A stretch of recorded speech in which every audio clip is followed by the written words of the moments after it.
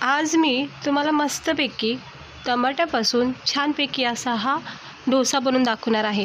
आत्तापर्यंत आपण मसाला डोसा बोला, रवा डोसा, पोहा डोसा सगळे डोसे खाल्लेले आहेत, पण हा टमाट्याचा डोसा एकदा नक्की ट्राय करून बघा। इतका छान जाळीदार, नरम, सॉफ्ट आणि क्रिस्पी असा हा टमाट्याचा डोसा खूप छान लागतो, खायला इतका भारी वाटतो। सकाळच्या नाश्त्यासाठी, टिफिनसाठी तुम्ही याला सहजपणे बनवू शकता। तर चला बघूया आपण याला लागणारं साहित्य, बनवायची एक छोटीशी कृती। तिकडे मी 3 मोठे टमाटे घेतलेले आहेत, सुंदर असे लाल रंगाचे 3 मोठे टमाटे घेतलेले आहेत। तर जास्त तुम्हाला डोसे बनवायचे तर जास्त टमाटे वापरा। त्यानंतर 2-3 लसणाच्या पाकळ्या आणि 1 अद्रकचा छोटा तुकडा घेतला आहे। छानपैकी डोश्याला चव येते। तर आपण काय करायचं, आणि इकडे एक थोडंसं रवा घेतलेला आहे आणि तांदळाचं पीठ घेतलं। हे बघा, हे अर्धी वाटी रवा, अर्धी वाटी तांदळाचं पीठ, ह्याने खूप छान क्रिस्पीपणा आणि जाळी तयार होती। तिकडे मी बारीक रवा घेतला आहे, तुम्ही जाड रवा घेतला तरी हरकत नाही, आणि अर्धी वाटी तांदळाचं पीठ घ्यायचं, जरा साईडला ठेवून घ्यायचं। त्यानंतर आता आपण हे जे टमाटे आहेत ना, ह्याला आपल्याला कट करायचे।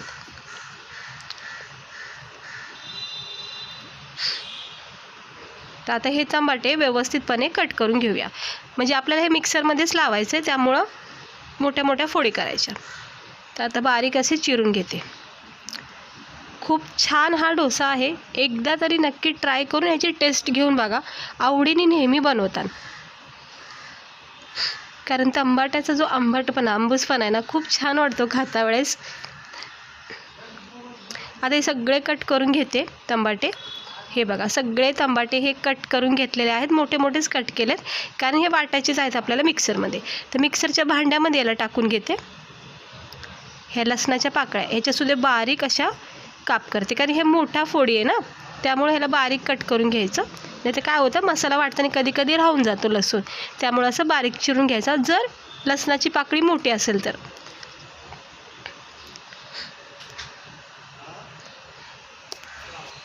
आता इकडे मी अद्रकची सुद्धा 1-2 तुकडे करते। अद्रक आपल्याला काही जास्त वापरायचं नाही, थोडंसंच घ्यायचं। हे छोटेसे तुकडे करते। लसूण, अद्रक आणि टमाटे कट करून घ्यायचं, आणि मग आता आपण ह्याला मिक्सरमध्ये बारीक वाटून घेऊया। इकडे मी मोठं मिक्सरचं भांडं वापरले। पाणी वगैरे अजिबात टाकायचं नाही, याची एक छान प्युरी बनवून घ्यायची। आणि जर आवश्यकता वाटली तर अगदी थेंबभर थोडंसं पाणी टाकू शकता। तर हे वाटून घेते, अजिबात पाणी नाही टाकते मी सध्या तरी।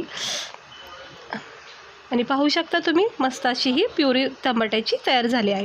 लसूण आणि अद्रकमुळं ह्या प्युरीला खूप छान टेस्ट आलेली आहे। तर मस्त अशी ही वाटून झालेली आहे। एका बाउलमध्ये आपण ह्याला काढून घेऊया। हे असं मोठं पसरट भांडं घेतलं की आपल्याला फेटायला जरा सोपं जातं।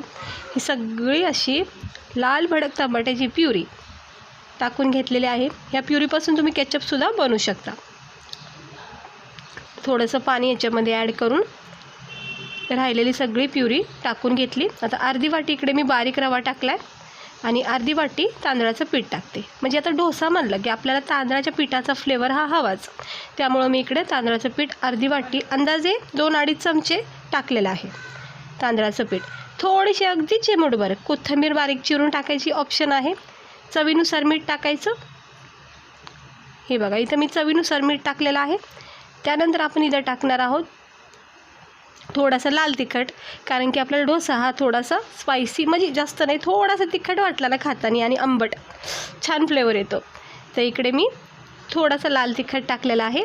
आता आपल्याला ह्याला फेटून घ्यायचं, एक मोठ्या चमच्याने ह्याला फेटून घ्यायचं। जसं जसं पाणी लागेल तसं तसं पाणी टाकून ह्याला चांगलं फेटून घ्या। हे बघा, हे असं व्यवस्थितपणे सुरुवातीला सगळं मिक्स करून घ्यायचं, लगेच पाणी नाही टाकायचं। हे तांदळाचं पीठ, रवा जे टाकले ना आपण मसाला, तर सगळं अगोदर मिक्स करून घ्या।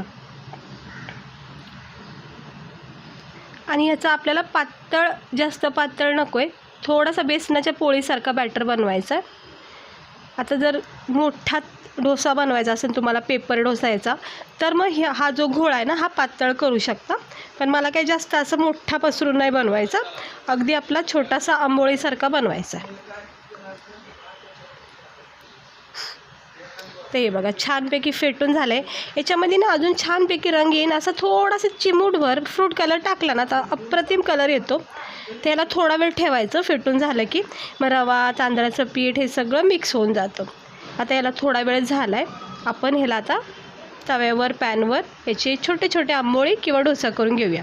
तर थोडासा मी याच्यात फ्रूट कलर टाकलेला आहे, अगदी चिमटीत बसन इतकाच. तर कलर याचा चेंज झालेला आहे, पाहू शकता. लगेच आपण ह्याला बनवायला घेऊया. अगदी थोडंसं तेल टाकायचं किंवा बटर वगैरे टाकू शकता. तर इकडे मी नॉर्मल तेल टाकले. याच्यामध्ये पळीनी आपला बॅटर जो आहे तो घ्यायचा आणि असं पसरायचा. जितका पण आता तुम्हाला लहान मोठा हवा आहे किंवा याला तुम्ही पेपर डोसा करू शकता. हा घोळ जरा पातळ बनवायचा. हे बघा मी अगदी आंबोळीसारखा याला घावन वगैरे बनवतो बघा, अगदी तसंच बनवते. हे असं पसरायचं कडाकडा असं व्यवस्थित हलक्या हाताने याला असं सेट करून घ्यायचं आणि थोडा वेळ द्यायचा. खालची साईड कडक झाली की मग याला पलटी करून घ्यायचं. तर मी याला आता थोडा वेळ देते. गॅस स्लोच करायचा, हाय फ्लेम ठेवायचा नाही.